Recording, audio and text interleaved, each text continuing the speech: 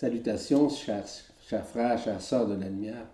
Encore une fois, il me fait plaisir de vous accueillir pour cette vibrocapsule transdimensionnelle. Vous savez, le côté transdimensionnel signifie la transe aussi, de transcender.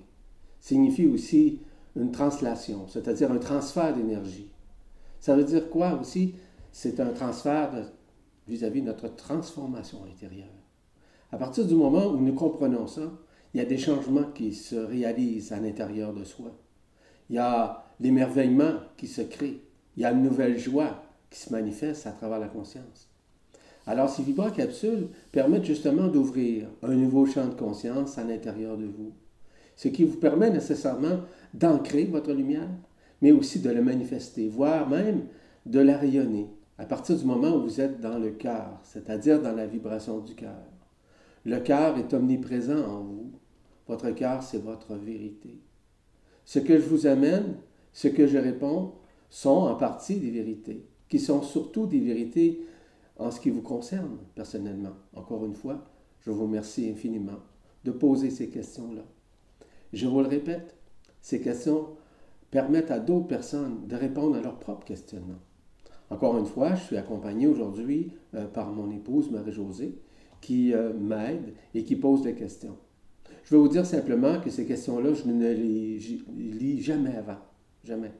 Je n'ai aucune idée des questions. Donc, c'est spontané ce dont je réponds à partir de l'être, de ce que je suis en réalité. Alors, merci beaucoup Marie-Josée. Et j'ai de la visite aussi parmi nous, une de nos amies de la Gaspésie. Son nom, c'est Joanne. Donc, bienvenue Joanne parmi nous aujourd'hui. Elle assiste à cette vibrocapsule. Merci Joanne d'être là. Marie-Josée, question s'il vous plaît. La première question nous vient de notre grande amie Angela, que je salue et que j'embrasse en passant. Elle nous dit « Bonjour Yvan et Marie-Josée, chers frères et sœurs de lumière. Il y a une question que je me pose depuis 2 ans, à moi-même et à d'autres, mais les réponses ne sont pas satisfaisantes. Il y a 2 ans, je suis tombée malade. Personne à ce jour, de la médecine moderne à la médecine alternative, ne sait exactement ce que j'ai. J'ai remarqué lors de séminaires ou d'initiations, ma vibration est renforcée et je n'ai plus de douleur. Je suis pleine de bonheur, de joie et d'amour. Je me sens comme un bâton lumineux pour le nouvel an qui jette des milliers d'étincelles. Je ne suis pas la même personne. Après chaque vague d'énergie, ma vibration retombe à 0 et les douleurs recommencent. Je vous demande, cher Yvan, quoi faire pour rester dans les hautes vibrations en tout temps? Est-ce que c'est possible? Merci de votre réponse. Votre sœur de lumière, Angela. Salutations Angela, merci beaucoup pour votre question. Il y a des raisons fondamentales pour lesquelles actuellement vous êtes dans une phase de transformation, une phase de réunification, une phase de réminiscence, une phase de reconnaissance multidimensionnelle de votre être. Évidemment que lors des séminaires, des ateliers ou même des vibroconférences, vous vous sentez bien, même désalourdi, si vous voulez, de vos maux, de vos souffrances en quelque sorte. Ce qui est tout à fait normal. Toutefois, il y a des éléments sur lesquels vous devez conscientiser aujourd'hui.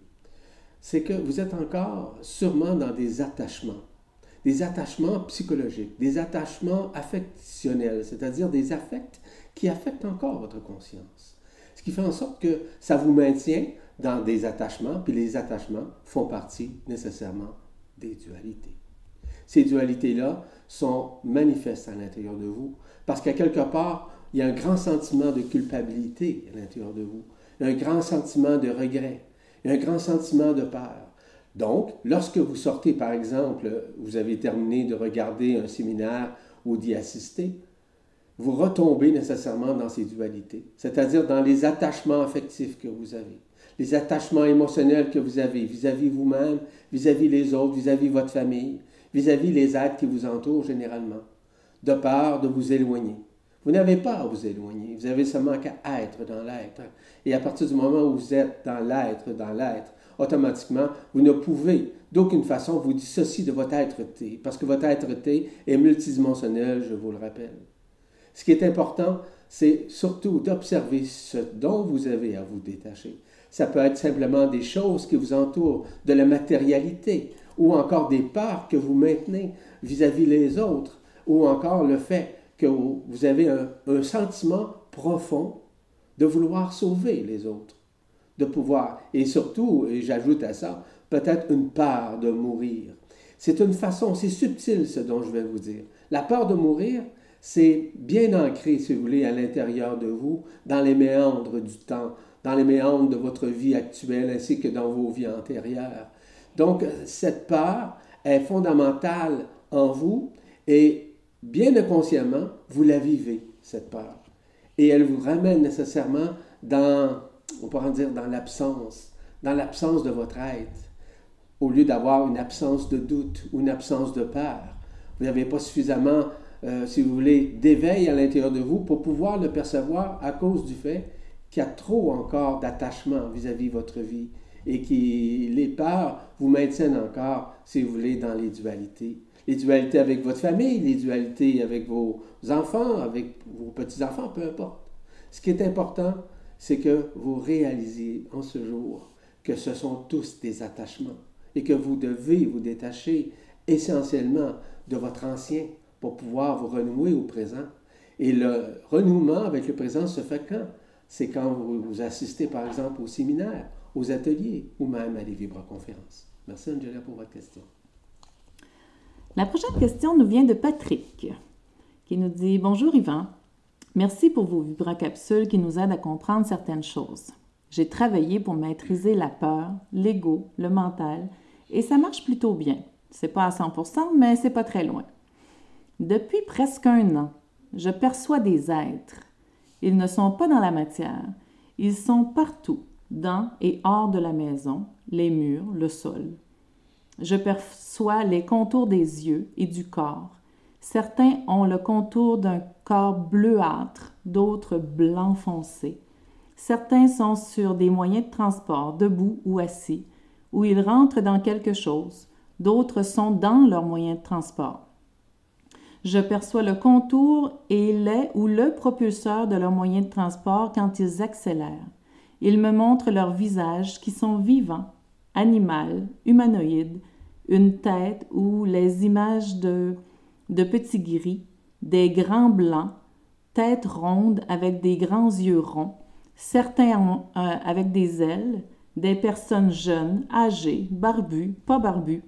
Certains ont des vêtements anciens, des géants hauts comme 10 étages. Certains visages sont comme une photo en négatif, mais on distingue très bien les parties foncées des parties claires, et c'est relativement net et vivant. Ce n'est pas statique, c'est des êtres. Il y a aussi des êtres en selle sur ce que je pourrais appeler des dragons ou de gros oiseaux. Ils ne sont pas agressifs, mais un peu curieux. Il y en a un qui ressemble au gris, et à chaque fois que je le perçois, il part tout de suite, mais il revient. D'autres s'approchent très près.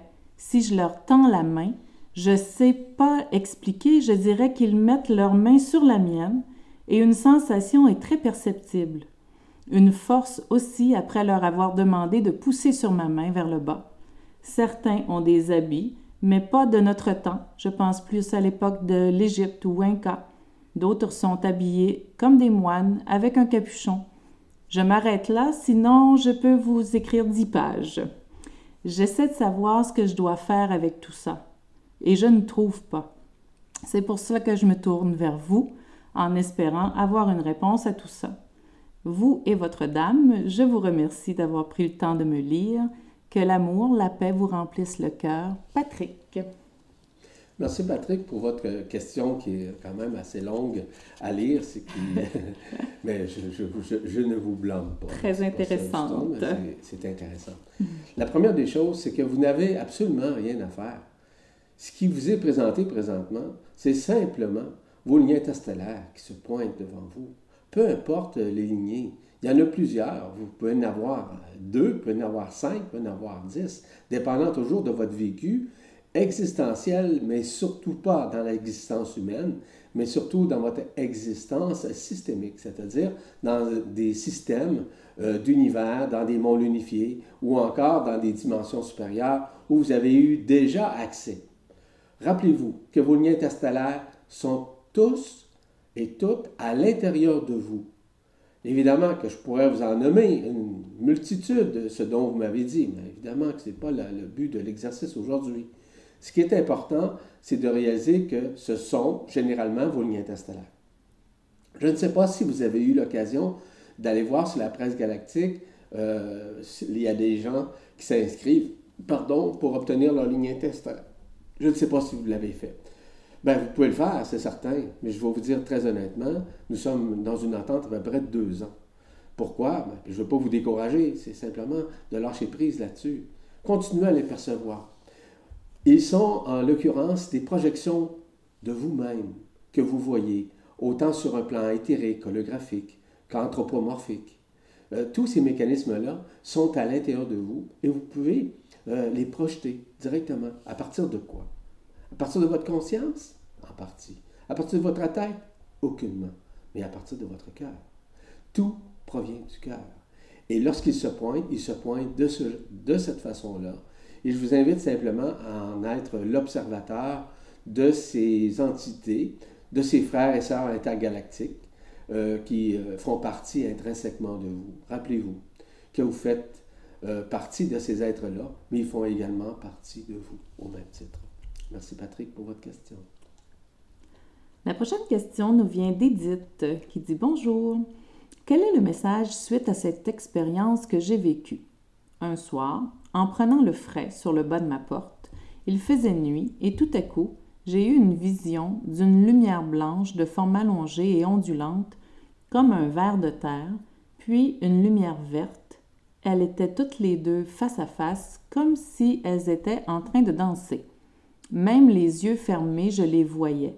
Puis elles ont disparu, comme elles sont venues. Pouvez-vous me dire qu'est-ce que cela signifie? Merci et recevez toute ma gratitude, Édith. Merci, Édith. En fait, c'est généralement ce genre d'entités sont des anges aiguilleurs qui vous accompagnent. Ces anges aiguilleurs, nécessairement, œuvrent de cette façon, c'est-à-dire qu'ils se manifestent de cette façon, un peu comme des filaments de lumière en l'occurrence. Ces filaments de lumière peuvent changer d'une fréquence à une autre, dépendant de votre ligne interstellaire, c'est-à-dire dépendant si, par exemple, vous êtes un être stellaire de l'air, de l'eau, du feu ou encore de la terre, dépendant toujours de tout ça. Généralement, si on dit, par exemple, c'est bleu, ben c'est l'air. Si on dit du cœur, ben c'est vert. Voyez-vous, c'est extrêmement relatif pour chacun. Mais c'est un ou des anges aiguilleurs qui peuvent se manifester.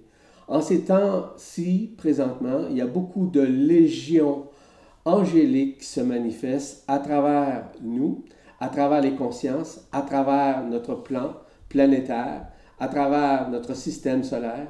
Et de plus en plus, ils se manifestent. Ils nous préparent nécessairement aux gros événements, au grand événement qui va se produire. On ne sait quand, mais lorsque ça va se pointer, croyez-moi que nous serons royalement, voire souverainement accompagnés lors de ces moments. Donc, ne vous en faites pas, ce sont généralement des anges accompagnateurs qui vous accompagnent dans un processus et qui vous démontrent leur présence, même si vous avez les yeux ouverts ou même les yeux fermés. Merci beaucoup pour votre question. Édith. La 4e question nous vient d'Hélène qui dit « Bonjour Yvan et Marie-Josée. Pourquoi cette impression que des personnes ouvertes depuis longtemps, toujours pourrais-je dire, semblent ne pas avoir beaucoup évolué, contrairement à des personnes pour lesquelles l'invisible s'est révélé depuis peu? Bien entendu, le but n'est pas de faire la comparaison. Je vous remercie de votre réponse et je vous embrasse très fort, ainsi que Marie-Josée. Amour et lumière, Hélène. » Bonjour Hélène, merci beaucoup pour votre question. Il est fondamental de réaliser qu'il y a beaucoup de personnes qui œuvrent actuellement au sein de la soi-disant spiritualité, mais qui est une spiritualité ancestrale, une spiritualité qui est falsifiée. Beaucoup de personnes se pensent supérieures à d'autres, d'autres inférieures à d'autres. Il n'y a pas personne de supérieur à quiconque en passant, ni inférieur à quiconque. Ça, c'est fondamental. Ce qui est aussi fondamental à conscientiser dans ce contexte, c'est qu'il y a beaucoup d'égos spirituels actuellement qui se manifestent en tant que X, Y, Z, qui se donnent des surnoms, qui, en fait, ils se donnent des approches systématiques ou systémiques d'une technique quelconque ou quoi que ce soit. C'est ce qu'on appelle le pseudo-spiritualisme. Ce n'est pas la spiritualité unifiée. La spiritualité unifiée, c'est une spiritualité de liberté, une spiritualité d'amour et d'inconditionnalité. C'est la spiritualité, en fait, de la vibration du cœur vibral qui est à l'intérieur de chacun. Or, il est fondamental de réaliser qu'à l'intérieur de vous, il y a des gens qui se manifestent parce que ce sont en réalité des face-à-face que vous faites avec ces gens-là. Il ne s'agit pas de les juger, de les condamner, mais simplement d'observer que vous avez déjà fait partie de ce genre de personnes, jadis, à un moment donné, dans votre vie actuelle ou dans vos vies antérieures. On n'a pas à juger quiconque, on n'a seulement qu'à observer, mais surtout les aimer. Comme le Christ nous disait, aimez comme je vous ai aimé, comme je vous ai aimé. Hein? Donc, aimez autant vos frères et vos sœurs que ceux aussi que vous détestez. C'est ça qui est important. Merci beaucoup, Hélène, pour votre question. Et notre dernière question aujourd'hui nous vient d'Olga, qui dit « Bonjour Yvan et Marie-Josée. Je suis depuis août 2015. Je me connectais instantanément à l'univers et je ne peux plus depuis que j'ai autour du crâne comme un bonnet de bain, dirons-nous, qui se resserre et se relâche suivant mes pensées. Cela s'est maintenant allégé et mes vibrations filtrent à travers quand je suis sensible à quelque chose et que j'entends ou que je vois. Entre autres, depuis 2 semaines, une énergie dense mais non invasive se colle à mes fesses et à mes cuisses. J'aimerais savoir de quoi il s'agit. Merci par avance, mon frère et ma sœur de lumière, tout en amour. PS, hier j'ai eu une montée de Kundalini, ce qui ne m'était pas arrivé depuis des mois. Olga. Merci Olga. Je vais sourire parce que vous avez votre réponse. En fait, la montée sur vos fesses, vos cuisses, c'est la Kundalini qui monte de l'intra-terre, qui se manifeste au niveau du sacrum ou de la Kundalini, peu importe. Il s'agit évidemment d'un centre sacré. Un autre élément important vis-à-vis de votre questionnement, c'est le fait que de plus en plus s'éveille en vous. Vous avez mentionné au tout début que vous étiez en contact avec l'univers. Bon, peut-être c'était un univers, mais c'est surtout pas un univers à mon humble avis. Il s'agit simplement d'un lien intergalactique avec les annales akashiques auxquels vous aviez accès. On vous a détaché de ça, parce que les annales akashiques, comme je le mentionnais d'ailleurs dans certaines conférences ou aussi dans certains séminaires, elles vont disparaître, parce qu'elles font partie de l'histoire de l'humanité. L'histoire de l'humanité, comme je vous l'ai déjà dit, c'est uniquement illusoire. C'est une partie projectionnelle où nous avons été enfermés. Donc, tout cet enfermement, dis-je bien, a été enregistré dans les annales akashiques. Et c'est pour ça que bientôt, en fait, c'est en train de se faire, la dissolution des annales akashiques, afin que nous ayons plutôt accès à la vibration multidimensionnelle des mondes de lumière, les mondes unifiés, ainsi que les univers, ainsi que les dimensions. Or, c'est pour ça que maintenant, vous avez eu un contact direct avec la couronne radiante de la tête et qui vous a permis de vous détacher des anciennes formes pensées et de pouvoir vous reconnecter à votre propre univers qui est dans votre cœur, je vous rappelle. Parce que vous avez vous-même l'histoire de votre propre création que vous avez fait vous-même, je vous rappelle. Merci beaucoup pour votre question. Et en fait, c'était la dernière question pour cette vibracapsule. Je vous remercie encore une fois. Je vous invite encore à poser vos questions. Cependant, j'aimerais beaucoup que vos questions soient beaucoup plus synthétisées, beaucoup plus concises. Hein? Parce que voyez-vous, on perd un peu de temps vis-à-vis de ça. On est capable de synthétiser ça. Apprenez à le faire. Je vous le suggère fortement. Parce que parfois, là, c'est un peu trop long, vos questions. Ce n'est pas un blâme, ce n'est pas de la morale. C'est simplement le fait qu'on veut répondre à le plus de questions possibles. Merci infiniment et encore une fois, merci beaucoup à Marie-Josée pour sa présence et son aide aussi précieuse. Je vous embrasse tout le monde, au plaisir, je vous rends grâce. À bientôt.